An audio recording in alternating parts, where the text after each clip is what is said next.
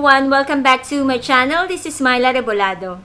And before we proceed to our video, please don't forget to subscribe and ring the notification bell for you to be notified whenever I have a new upload video. Before we start, ipapakita ko lang sa inyo yung aking t-shirt, and that is Watch Me on YouTube, Myla Rebolado.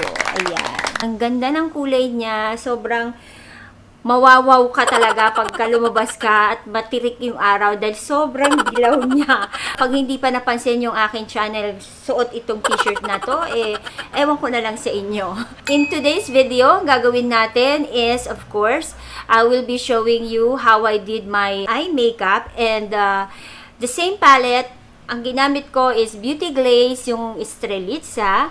Sabi ko nga sa inyo, i-maximize ko yung palette na ito. Lahat ng makeup na pwede kong magawa is itatry natin. And so, this time guys, medyo mag-warm tone tayo, eyeshadow. So, 4 ang ginamit ko rito na kulay, and i-explain ko na sa inyo from now kung ano-ano yung mga color na ginamit ko. And by the way guys, pagpasensyahan nyo na kung may maririnig kayong ayan, yung harurot na mga jeep, kasi gabi ako nag-film today, so kasagsagan ng mga sasakyan sa labas. So, pagpasensyahan nyo na.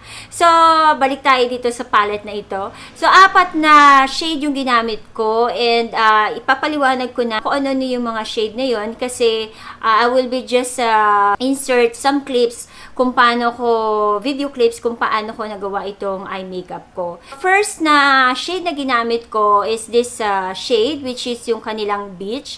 Ayan, siya yung ginamit ko for transition. Gumamit ako nitong Cocoa, siya yung nilagay ko sa pinaka-crease ko. So, parang siya yung pinaka magbibigay ng depth dun sa aking transition. And then, inilagay ko itong Dubai na color, and siya naman yung ginamit ko to put here all over my eyelids.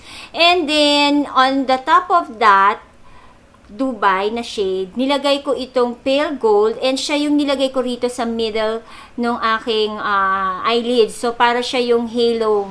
Siya yung nagsilbing halo dito sa eye makeup na ito. So, medyo tayo ngayon guys, yung aking lipstick na ginamit is yung pagka-glossy siya, and hindi ako fan talaga ng mga glossy na lipstick, but tinry ko this time kasi medyo parang feel ko siya ngayon. So, ayan guys, I hope that you like it. Medyo maiksi yung ating video for today. Sana ma-enjoy nyo, and if you want to know kung paano ko na-achieve itong looks na ito, please keep on watching.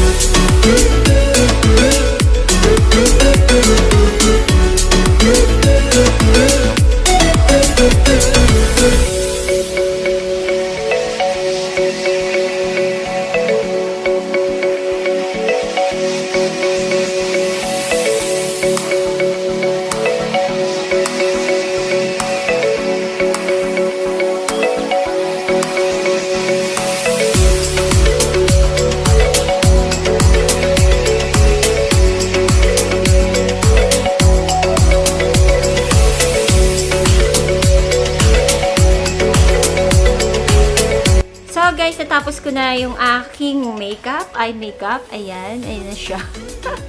Meron tayong fast forward na naganap. So, ayan, natapos ko na yung aking eye makeup. And gagawin ko lang is maglalagay ako ng bronzer, contour, highlights, and then blush on. And I'll be back.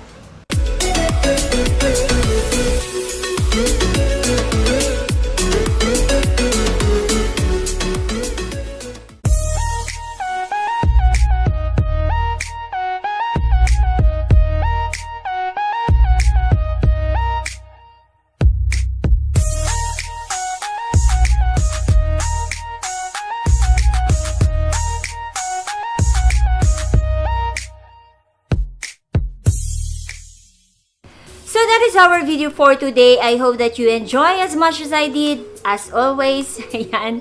So, yan guys, I hope na meron kayong natutunan. And sana nakatulong din itong video na ito. Abangan nyo yung susunod na eye makeup na gagawin ko from this eyeshadow palette ng Beauty Glazed, Estrelisa.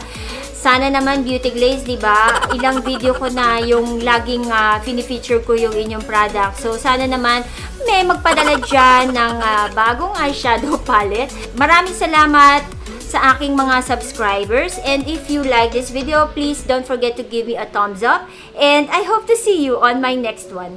Bye!